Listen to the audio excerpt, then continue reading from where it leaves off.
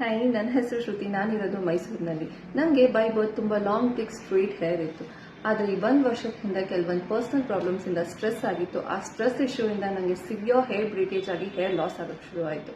ಆವಾಗ ನಾನು ಡಾಕ್ಟರ್ನ ಕೂಡ ಕನ್ಸಲ್ಟ್ ಮಾಡಿದ್ದೆ. ಡಾಕ್ಟರ್ ನನಗೆ ಬ್ಲಡ್ ಟೆಸ್ಟ್ ಮಾಡಿಸಿ ಹೇಳಿದ್ರು, ನಿಮಗೆ ವೈಟಮಿನ್ ಡಿ, B12 ಮತ್ತು ಐರನ್ ಡಿಫಿಷಿಯನ್ಸಿ ಇದೆ ಅಂತ.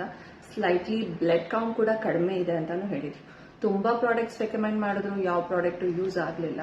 But at that time Amruthaveni came to my way. Amruthaveni team ಅವರು ನನ್ನ ಕಾಂಟ್ಯಾಕ್ಟ್ ಮಾಡಿ ನನಗೆ 1 ಮಂತ್ ಆಗುವಂಥ ಹೇರ್ ಕೇರ್ ಕಿಟ್ನ ಕೊಟ್ಟರು. ಇದನ್ನ ನಾನು ಸತತವಾಗಿ 1 ಮಂತ್ ಬಳಕೆ ಮಾಡಿದೆ.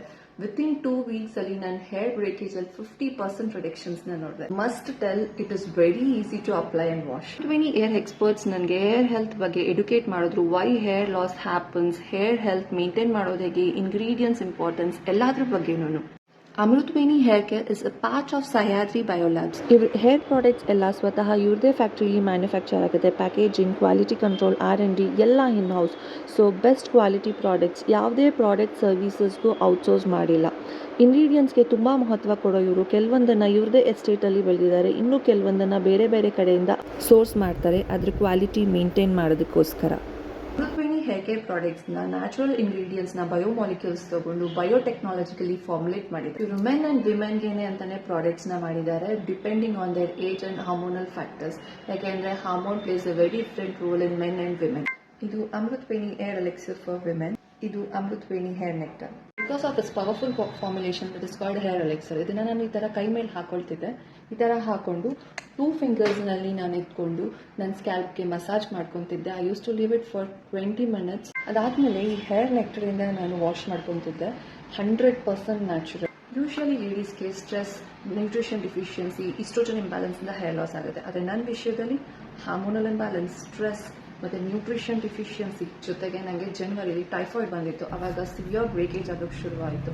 ಬಟ್ 4 ವೀಕ್ಸ್ ನಾನು ಈ ಪ್ರಾಡಕ್ಟ್ಸ್ನ ಯೂಸ್ ಮಾಡಿದ ಮೇಲೆ I saw that evident result. 50% hair breakage ಕಡಿಮೆ ಆಗೋಯಿತು. You can feel that natural texture ಕೂಡ ವಾಪಸ್ ಬಂದಿದೆ, ಹೈಡ್ರೇಟ್ ಕೂಡ ಆಗಿದೆ. Not see that natural shine in my hair. Evident ಆಗಿ ಅನಿಸುತ್ತೆ ನೋಡಿ. ಜೊತೆಗೆ ನನಗೆ ಬೇಬಿ ಹೇರ್ಸ್ ಕೂಡ ಬಂದಿದೆ.